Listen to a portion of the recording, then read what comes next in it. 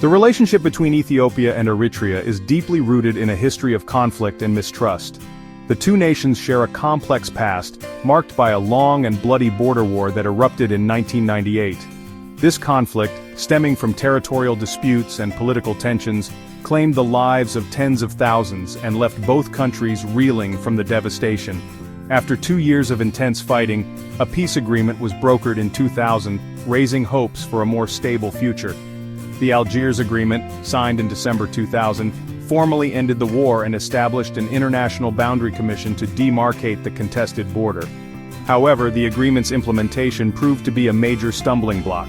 Ethiopia's refusal to accept the commission's ruling on the crucial town of Badme, awarding it to Eritrea, fueled lingering tensions and prevented the normalization of relations. This impasse cast a long shadow over the region, hindering cooperation and development for both nations. The stalemate persisted for nearly 2 decades, characterized by sporadic clashes and a heavy military presence along the border. This period witnessed a surge in mistrust and hostility, further complicating the already fragile relationship. The lack of progress in resolving the border dispute created a volatile environment, with the potential for renewed conflict always looming large.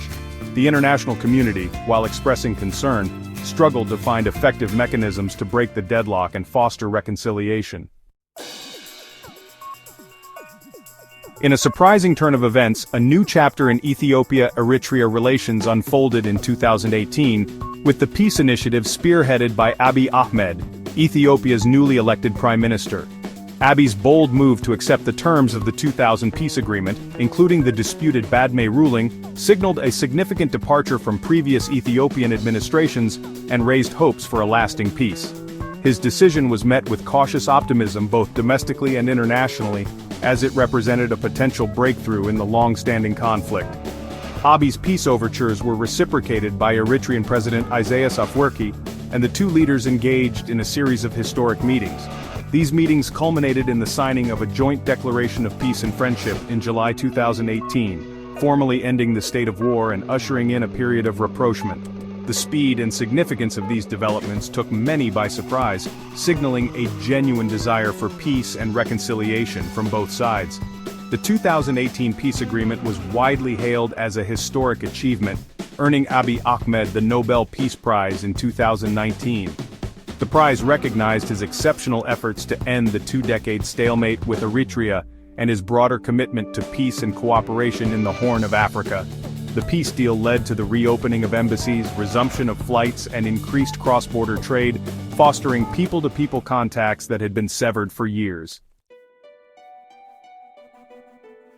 Despite the initial euphoria surrounding the 2018 peace deal, deep-seated issues continued to simmer beneath the surface. The border demarcation process, while initiated, faced delays and logistical challenges, hindering the full implementation of the agreement.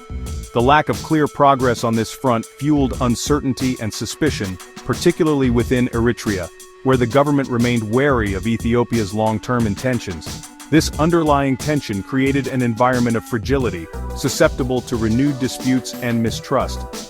Adding to the complexity is the role of the Tigray People's Liberation Front, or TPLF, a powerful political party that dominated Ethiopian politics for decades until Abiy Ahmed's rise to power. The TPLF, which hails from the Tigray region bordering Eritrea, played a central role in the 1998 to 2000 war and remained deeply skeptical of Eritrea's intentions. The party's resistance to Abiy's peace overtures and its continued influence in Tigray, particularly its control over security forces, added another layer of complexity to the already delicate relationship between Ethiopia and Eritrea. The TPLF's opposition to the peace deal stemmed from a combination of factors, including historical grievances, strategic calculations, and concerns about losing its grip on power. The party viewed the rapprochement with Eritrea as a threat to its interests, and accused Abiy of making concessions without addressing key issues, such as the fate of disputed territories and the return of prisoners of war. This internal political dynamic within Ethiopia, with the TPLF acting as a powerful counterforce to Abiy's agenda, further complicated efforts to solidify peace with Eritrea. The fragile peace between Ethiopia and Eritrea faced a critical test in late 2020, with the outbreak of conflict in Ethiopia's Tigray region. The conflict, which pitted the Ethiopian federal government against the TPLF, quickly escalated into a full-blown war, drawing in Eritrea on the side of the Ethiopian government. Eritrea's involvement in the Tigray conflict, while not entirely unexpected given its long-standing animosity towards the TPLF, marked a significant turning point in the region's dynamics. It effectively shattered the fragile peace that had been established just 2 years prior, plunging the two nations back into a state of hostility. The Tigray War had a profound impact on Ethiopia-Eritrea relations, exacerbating existing tensions and creating new ones. Eritrea's military intervention in Tigray, widely condemned by the international community for its brutality and alleged human rights abuses, further strained relations with the international community, particularly Western powers. The conflict also had a spillover effect on the border region, with cross-border shelling and troop movements raising fears of a wider war. The situation deteriorated further in recent months, with both sides accusing each other of provocations and military buildup along the border.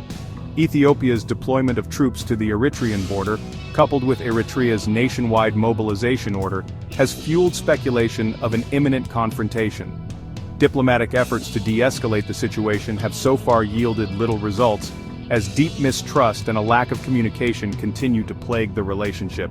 The risk of miscalculation and escalation remains high, raising concerns of a return to full-blown war.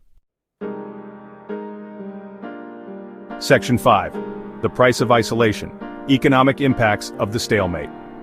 The renewed tensions between Ethiopia and Eritrea come at a significant economic cost for both nations, particularly for Ethiopia, which is struggling with the aftermath of the Tigray conflict and a severe drought.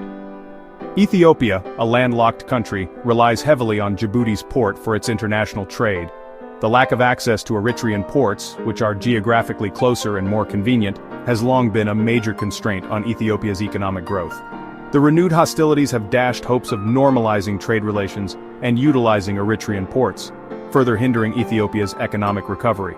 According to experts, Ethiopia loses an estimated $1.6 billion annually in port fees and transit costs by routing its cargo through Djibouti. Gaining access to Eritrean ports, particularly the strategically located port of Assab, would significantly reduce transportation costs and boost trade for Ethiopia. It would also provide an alternative route for imports and exports, reducing its reliance on a single corridor through Djibouti.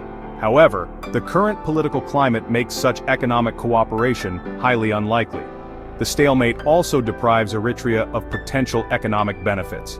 Allowing Ethiopia to use its ports would generate much-needed revenue for Eritrea, which is one of the world's most isolated and impoverished nations.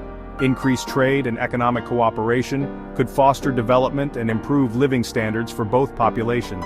However, the lack of trust and the unresolved political issues continue to hinder progress on this front. Seeking a way forward, potential solutions and international mediation. Finding a lasting solution to the Ethiopia-Eritrea conflict requires addressing the root causes of the tensions and fostering a genuine commitment to peace from both sides. One potential avenue for easing tensions and promoting economic cooperation is the leasing of Eritrean ports to Ethiopia. This arrangement could be mutually beneficial, providing Ethiopia with much-needed access to the sea and generating revenue for Eritrea. However, such an agreement would require a high level of trust and political will, which is currently lacking. International mediation could play a crucial role in facilitating dialogue and rebuilding trust between the two countries. Key actors such as the African Union, the United Nations, the European Union, and the United States should leverage their influence to bring both sides to the negotiating table. Mediation efforts should focus on addressing the core issues, including the border demarcation process, the withdrawal of Eritrean troops from Tigray, and accountability for human rights abuses committed during the conflict. Furthermore, the international community should prioritize humanitarian assistance to those affected by the conflict, both in Tigray and in Eritrea, where the government's restrictions on humanitarian access have exacerbated the suffering of the population. Addressing the humanitarian crisis is not only a moral imperative but also essential for creating an environment conducive to peace and reconciliation. A looming crisis, humanitarian concerns, and regional stability. The renewed tensions between Ethiopia and Eritrea have dire humanitarian consequences, particularly for the people of Tigray, who have already endured unimaginable suffering during the 2-year conflict. The presence of Eritrean troops in Tigray, accused of widespread human rights abuses, has created a climate of fear and insecurity, displacing millions and exacerbating the humanitarian crisis. The potential for renewed fighting raises grave concerns about further atrocities and mass displacement. The conflict also threatens to destabilize the entire Horn of Africa region, which is already grappling with multiple crises, including drought, famine, and political instability. A wider war between Ethiopia and Eritrea would have devastating consequences, drawing in neighboring countries and triggering a massive humanitarian catastrophe. The international community must prioritize conflict prevention and work towards a peaceful resolution to avert a regional disaster. The humanitarian crisis in Tigray demands urgent international attention and action. The international community must pressure all parties to the conflict to allow unhindered humanitarian access to deliver life-saving aid to those in need. Accountability for human rights abuses is also crucial for achieving justice and deterring future atrocities. The current landscape, an uneasy calm pervades. As of today, April 2, 2025, an uneasy calm hangs over the Ethiopia-Eritrea border. While both sides have refrained from open warfare, the military buildup and rhetoric remain a cause for serious concern. International pressure has yielded some results, with both governments expressing a willingness to engage in dialogue. However, concrete steps towards de-escalation and meaningful negotiations are yet to be seen. Inside Tigray, the situation remains precarious. Despite a ceasefire agreement between the Ethiopian government and the TPLF in November 2022, tensions persist. The presence of Eritrean troops, accused of ongoing human rights violations, continues to fuel resentment and instability. The humanitarian crisis also shows no signs of abating, with millions still reliant on aid and facing dire living conditions.